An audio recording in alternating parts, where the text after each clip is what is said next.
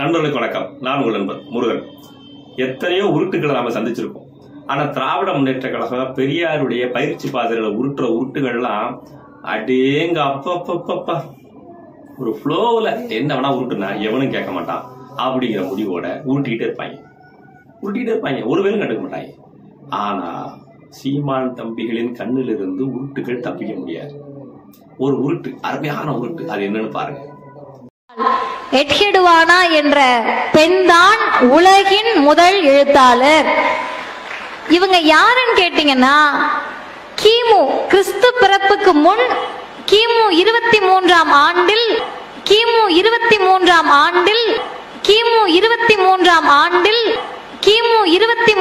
ஆண்டில் பிறந்தவர். இப்ப நமக்கும் அவங்களுக்கு எவ்வளவு கேப்னு கேட்டீங்கன்னா, 4300 ஆண்டுகளுக்கு முன் பிறந்தவர் எட்ஹெடுவானா.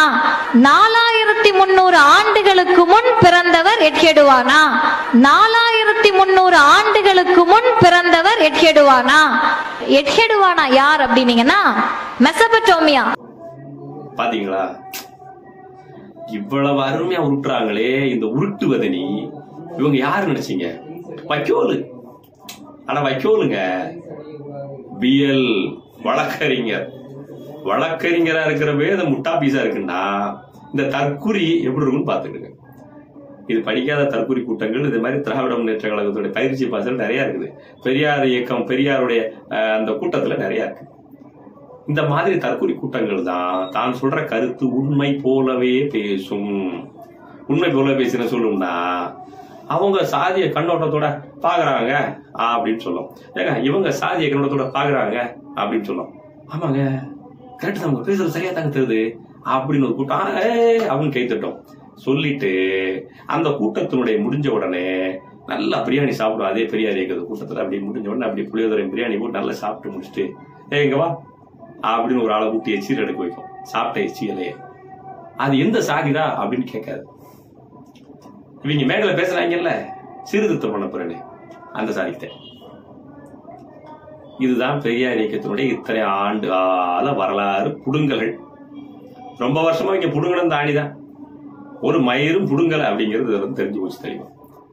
திராவிட முன்னேற்ற கழகத்தினுடைய கூட்டம், அந்த அறிவாலயத்தினுடைய கூட்டம் எல்லா இடங்களும் சரி, எந்த கூட்டம் நடந்தாலும் அவங்க சாப்பிட்ட எச்சியிலைய நாயுடு, நாயக்கர், பிள்ளமார், ரெட்டியாரு, நாடார், தேவர், கவுண்டர் இவங்க யாரும் எடுக்கிறாங்களா?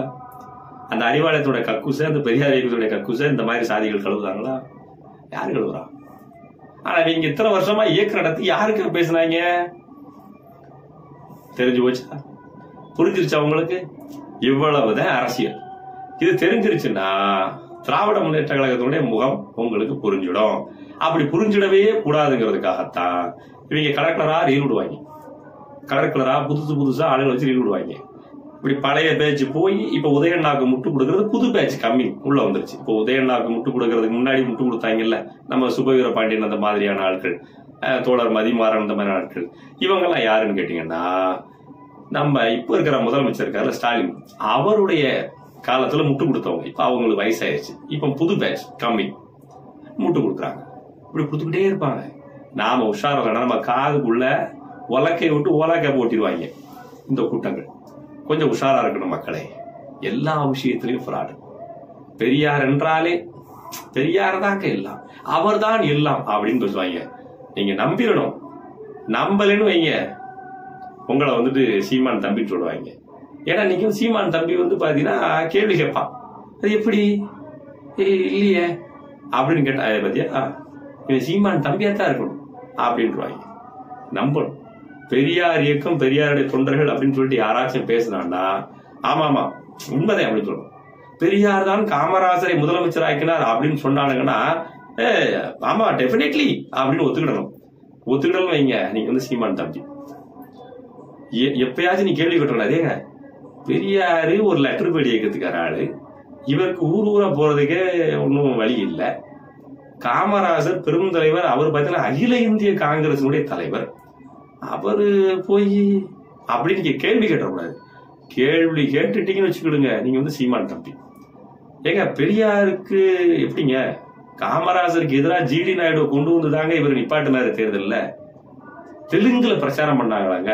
ஏங்க அதே தேர்தலில் வந்து நம்ம ராஜாஜி வந்து காமராஜர் எதிர்த்து பேசினாருங்க. காமராஜரை எதிர்க்கிறதுக்காக பார்ப்பனரோட பெரியார் கைகோர்த்தாருங்க அப்படின்னு நீங்க கேட்டீங்கன்னு வச்சுக்கோங்களேன், நீங்க வந்து சீமான் தம்பி. நீங்க கேள்வியே கேட்கலீங்களே, நல்லவர், ரொம்ப நல்லவர், ரொம்ப நல்லவர். அப்படியே மறந்துடாம உதயசூரியன் சின்னத்துல ஓட்டு போட்டு இன்பநிதி அண்ணாவுக்கு ஆய்களோ போயிடணும். சரிதான். கேள்வி கேட்காத வரைக்கும் நீங்க நல்லவர். இப்ப நீங்க நல்லவரா இல்ல சீமான் தம்பியா அப்படிங்கிறத நீங்க முடிவெடுத்துக்கிடுங்க. நான் ஒரு விஷயம் தெளிவா இருக்கேன். இந்த பெரியார் இயக்கம், பெரியாரு, அப்புறம் அதுல திருமணம் கடந்த உறவு, லூலு குரூப்ஸ், இந்த குரூப்ஸ் எல்லாம் பேசுறது எல்லாமே கடைசியில வந்து நிக்கிற இடம் எங்கன்னு பாத்தீங்கன்னா, எங்க அறிவாலயத்தோட வாசல். ஒரு எச்ச சோறு புளியோதரைக்கு வந்து நிக்குதுங்க அந்த நாய்க. வேற ஒண்ணும் இல்லைங்க. இவங்களுக்கு நோக்கம் கொள்கை கொண்ட கடலை அப்படிலாம் ஒண்ணும் கிடையாது. இவங்களுக்கு அதிகபட்ச நோக்கமே திமுக வந்து ஒரு வாரியம் வாங்கிக்கணும்.